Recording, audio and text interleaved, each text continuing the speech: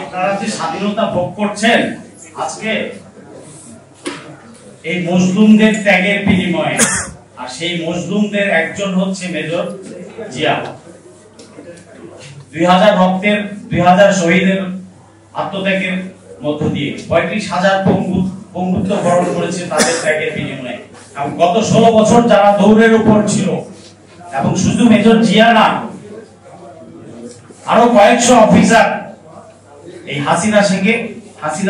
হাসিনা রেজিমের শিকার, এবং তাদের জীবন কেমন ছিল সেটা এখানে বলে শেষ করা যাবে না। গত 16 বছর আমার জীবন কেমন ছিল আমি এটা বলতে চাই না, আল্লাহ জানে। আমি হাসি বা আরো অন্যান্য যারা আছেন, বীরা আসবি, মেজর জিয়া, আসলে এদের কথা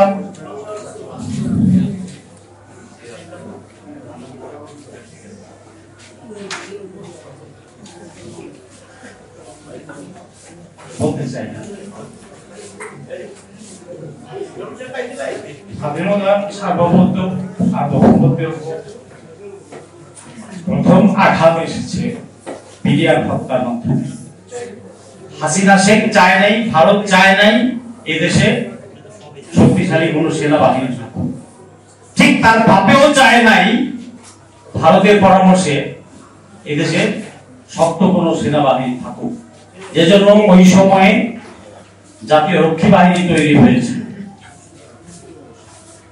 বক্তৃতা লম্বা করে না, আমি এটাই বলতে চাই যে সেনাবাহিনী, নৌবাহিনী এবং বিমান বাহিনী প্রধানদের পবিত্র দায়িত্ব ছিল, তারা যদি মুসলমান হয়ে থাকে এবং বিবেক থেকে থাকে, আর যদি দেশপ্রেমিক হয়ে থাকে, তাদের পবিত্র দায়িত্ব ছিল গত 16 বছরে যে সমস্ত দেশপ্রেমিক অফিসাররা বঞ্চিত হয়েছে, নিগৃহীত হয়েছে, গুম-খুনের শিকার হয়েছে, হয়রানির শিকার হয়েছে, দৌড়ের উপর ছিল, তাদেরকে 5ই আগস্টের প্রথমেই তারা স্বপ্রণোদিত হয়ে সুবিচার করা, তাদের প্রতি এক কথায় তাদের প্রতি সুবিচার করা, বাট সেটা করা হয়নি। আমরা চাই শক্তিশালী সশস্ত্র বাহিনী দেশে। এই জাতিকে টিকিয়ে রাখতে হলে, স্বাধীনতা সার্বভৌমত্বকে টিকিয়ে রাখতে হলে, দেশপ্রেমিকদেরকে টিকিয়ে রাখতে হলে সশস্ত্র বাহিনী, শক্তিশালী সশস্ত্র বাহিনী দরকার। এখনো তার কোনো লক্ষণ দেখতে পাচ্ছি না, দৃশ্যত কোনো লক্ষণ দেখতে পাচ্ছি না। আগের লেসপেন্সাররাই বসা, হাসিনার হাত পা গুলাই বসা, রাষ্ট্রের সকল রাষ্ট্রযন্ত্রে বসা।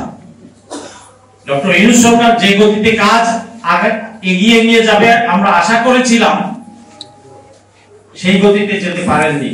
শত সহস্র বাধা, বাধা আর বাধা, না আর না। পলিটিক্যাল ক্রিমিনাল গুলোও আছে, দেশ গড়ার দায়িত্ব কিন্তু তাদের ছিল, কিন্তু সেই পথে না গিয়ে তারা নির্বাচন চাই, নির্বাচন চাই। আমি বলতে চাই, মেজর জিয়ার সকল মিথ্যা মামলা এবং যে মিথ্যা রায় দিয়েছে অবিলম্বে তা তুলে নিতে হবে। সেনাবাহিনীর দায়িত্ব, আমি আশা করব সেনাপ্রধান বিষয়টি দেখবেন এবং অবিলম্বে ব্যবস্থা নেবেন। একজন সোর্ট অফ অর্ডার পাওয়া ব্রিলিয়ান্ট অফিসার, তাকে আরবিতে ফিরিয়ে দিন। সে দেশের সম্পদ, তার বিরুদ্ধে এবং গত 16 বছরে যত জঙ্গি নাটক সাজানো হয়েছে, মিথ্যা মামলা দেওয়া হয়েছে, মিথ্যা রায় দেওয়া হয়েছে, সকল কিছু তুলে নিতে হবে সবার বিরুদ্ধে, জিয়া সহ সবার বিরুদ্ধে। এবং এই জঙ্গি নাটক, মিথ্যা মামলা, হয়রানির পিছনে ওই সময় গত 16 বছরে যারা দায়ী ছিল, প্রশাসন, গোয়েন্দা, সেনা, বিচারক, পুলিশ, তাদের সকলকে চিহ্নিত করে, তাদের তালিকা প্রকাশ করে তাদেরকে আইনের আওতায় আনতে হবে। জনগণকে জানতে দিন যে এরা ছিল ভারতের দোসর, হাসিনার দোসর, এরা স্বাধীনতা সার্বভৌমত্বের বিরুদ্ধে কাজ করেছে। তাদেরকে ল্যাংটা করে দিতে হবে। আপনি যতদিন এই দেশে মির্জাফর দালালদেরকে ল্যাংটা না করবেন, শায়েস্তা না করবেন, বিচারের আওতায় না আনবেন, ততদিন সার্বভৌমত্ব হুমকির মুখে থেকেই যাবে। আপনি নির্বাচন করিয়া গদিতে বসিলে আর মনে করেন যে উন্নয়নের বাণী শোনাইবেন, তাহলে কোনো কাজ হইবে না।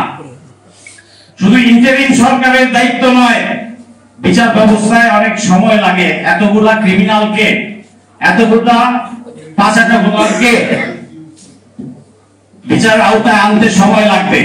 অতএব ইন্টারিম গভর্নমেন্ট শুরু করবেন, এটা পরবর্তী যে সরকারই আসবেন, যে সরকারগুলো আসবেন, বছর বছর ধরে এদেরকে বিচার ব্যবস্থা, বিচার আওতায় আনতে হবে, শাস্তি দিতে হবে।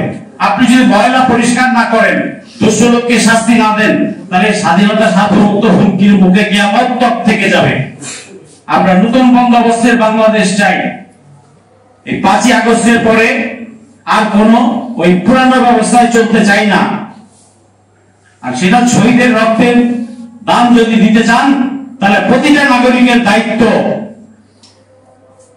গত 16 বছরের অত্যাচার, অবিচার, অন্যায়ের বিচার চাওয়া। এবং মুসলিম যারা হয়েছেন 16 বছরে, রাষ্ট্রের দায়িত্ব তাদেরকে পুনর্বহাল করা, ক্ষতিপূরণ দেওয়া। তাদের সময়টা ফিরিয়ে দিতে পারবেন না। আবার আপনার অনেকের জীবন থেকে 16টা বছর হারিয়ে গেছে, সেই সময়টা তো ফিরিয়ে দিতে পারবেন না, সেই যৌবন ফিরিয়ে দিতে পারবেন না।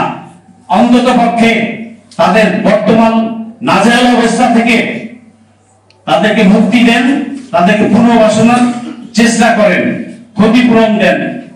না হলে ভবিষ্যতে আর কোন বীর রক্ত দিবে না। 75-এর বীরদেরকে আমরা ভুলে গেছি। তাদের বেঈমানির ফসল আজকে 50 বছর যাব, তাদের প্রতি বেঈমানির ফল হিসেবে আমরা এই 50 বছর ধরে শাস্তি ভোগ করছি। তাদের মধ্যে যারা জীবিত আছে, আমি এই সরকারকে অনুরোধ করব, ওই মিথ্যা মামলার রায় বাদ দিয়ে তাদেরকে দেশে ফেরত আনুন। তাদের জীবনের শেষ পর্যায়ে কয়েক বছর বা বাঁচবেন, তারা সকলেই ছিল মুক্তিযোদ্ধা। মুক্তিযোদ্ধা বলে যদি গাল ফুলান, ফেরা উঠে পেলেন এত, তাদেরকে ফেরত আনেন। জেনারেল রেজাকুল হায়দার, ব্রিগেডিয়ার রহিম, এদের মতো দেশপ্রেমিক অফিসারদেরকে খেয়ে দিয়েছে। কার কথায়? এই ভারতের কথায়, এই রয়ের কথায়। এই র এবং ভারতের দালাল গত 16 বছরে যারাই ছিল এবং এখনো আছে, প্রত্যেকটা কুলাঙ্গারকে বিচারের আওতায় আনতে হবে।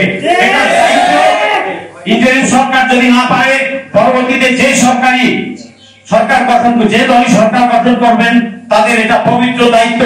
তাদের ম্যানিফেস্টোতে আমি দেখতে চাই বিচার হত্যাকাণ্ড সহ সকল হত্যাকাণ্ডের বিচার, গত 16 বছরের সকল নাটকের বিচার, মিথ্যা মামলার বিচার। এটা তাদের ম্যানিফেস্টোতে যে দল না দিবে, সেই দলকে আমি ভোট দেব না। পরিষ্কার। আমি আবারও বলছি, স্বরাষ্ট্র উপদেষ্টা, আপনি একটু সোজা হইয়া খারণ। আইন উপদেষ্টা, বক্তব্য অনেক করেছেন, গত 16 বছর আপনাকে টিভিতে দেখেছি। এবার কাজ করুন, আপনাদের কাজ আছে এই সমস্ত বিষয়ে। সবাইকে ধন্যবাদ জানিয়ে এখানে শেষ করছি।